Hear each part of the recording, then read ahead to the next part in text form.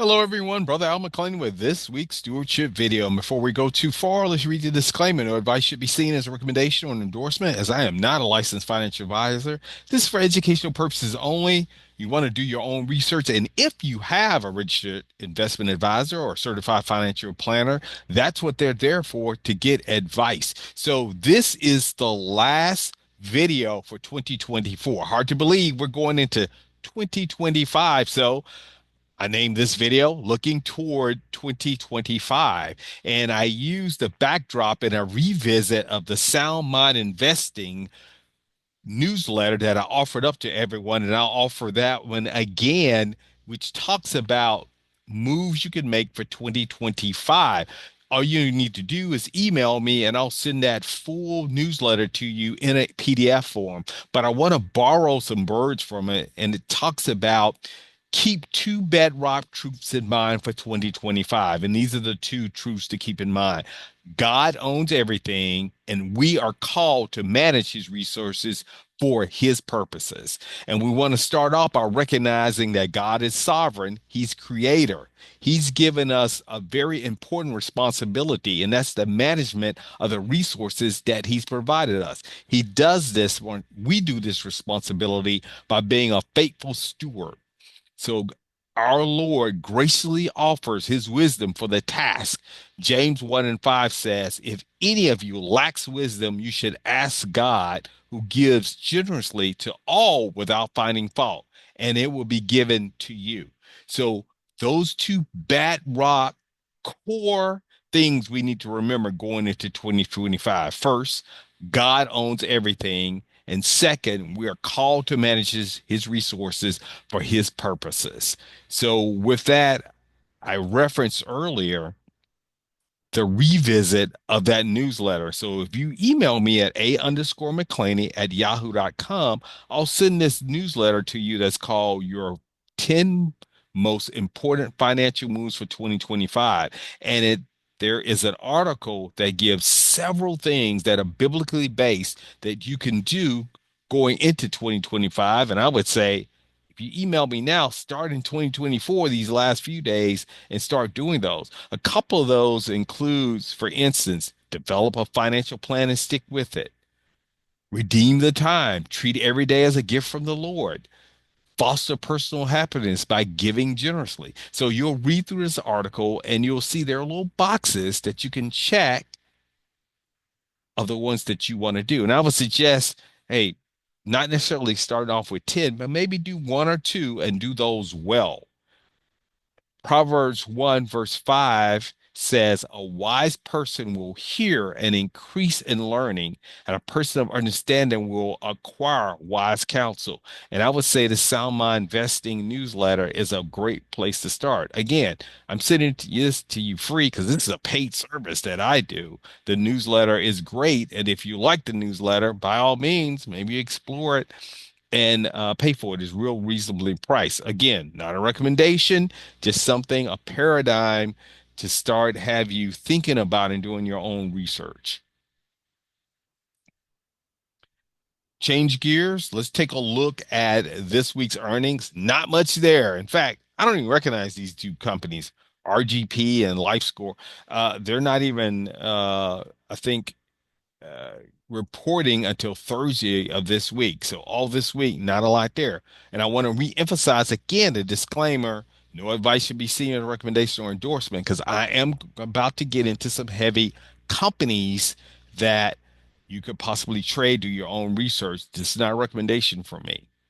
This is the entire month of December, and you can see going into January, still not a lot there, right? Even until next week, there's not a lot there. I think the first time is the 9th of January, WD-40. I didn't even know that was a publicly traded company. I know the product, but we'll start to get really heavy into earnings announcements the middle of January around the 15th, and we'll start going into it. Wells Fargo, Citi, PNC, you know, Goldman Sachs, but that's not till the middle of January. So up to this point, probably be pretty quiet when it comes to companies reporting. So with that, we talked about we're looking forward into 2025. I want to again revisit a slide I had used before. Whether you like him, hate him, Elon Musk, CEO of Tesla and SpaceX, he's involved with this initiative with the incoming president of efficiency within the government.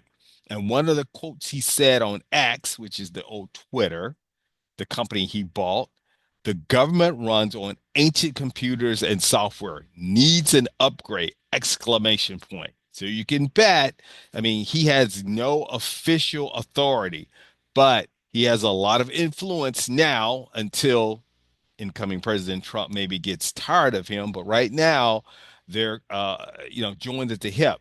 He's also there's this agency or his committee advisory board called Doji, which is going to be looking at government efficiency. That's going to provide recommendations to the incoming president as well as Congress. Now, there's no authority, but it could be looking at some of his recommendations, and that would mean possibly a bump in software sales. There's a couple of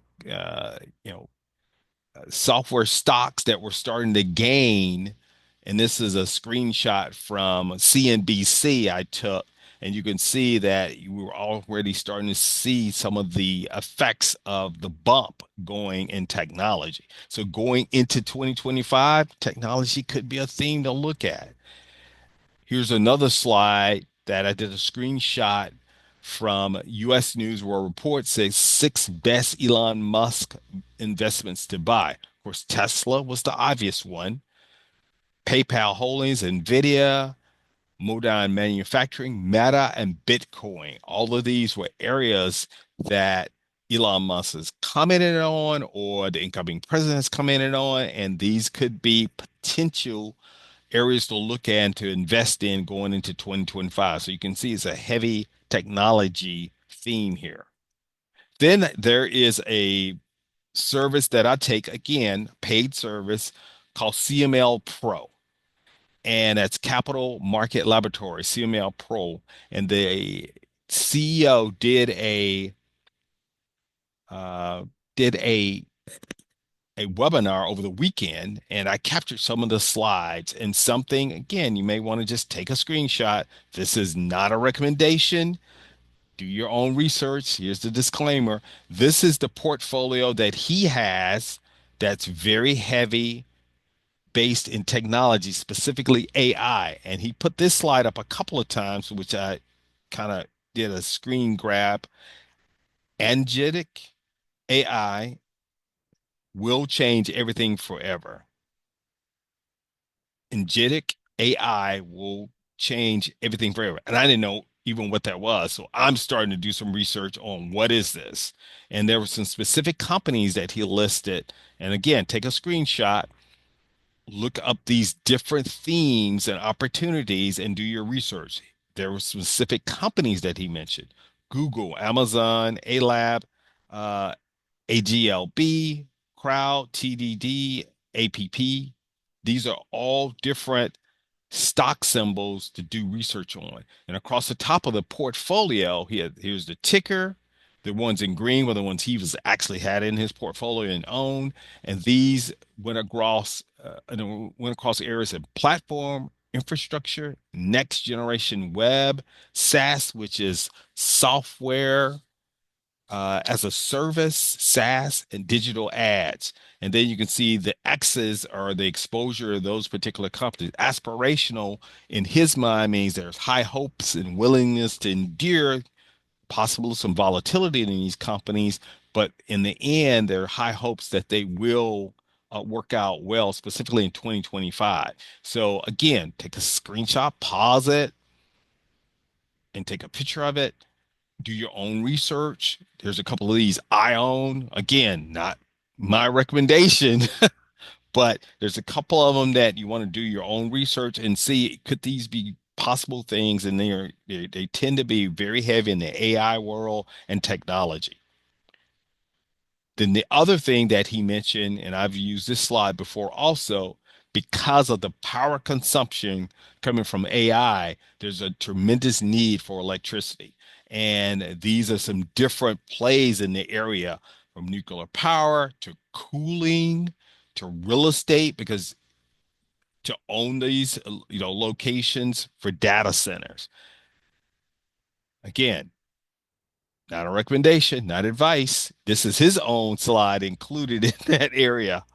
And then finally, there was a article that just happened December 24th that was in U.S. News and World Report, the seven best data center stocks, ETFs, and REITs, which is real estate investment trust to buy now. And again, do your own research. These are the name of the companies. There's the symbols with it. And this was based on an article or a report commissioned by the Department of Energy. They made the prediction that data centers were responsible for as much as 12% of the US electricity consumption in only 3 years. So the other ones we talked about before, you could also look at uh, areas in the area of power production. I don't have a slide on that one here, but I've done one before, but do your research in those areas. So that's looking at 2025. Let's look back at the market, see how things have been going. Very volatile. And this is IWM. I told you I added this, which was in the small companies or Russell. And you can see we have been on a slide for the last couple of weeks. We had some buying that go in, and then we ended the week with selling for that Friday. And then this is just a reminder, Santa Claus rally could happen, which is a tendency at the end of the year for it to go up. Some have said we're not going to see it because this definitely doesn't look like a Santa Claus rally.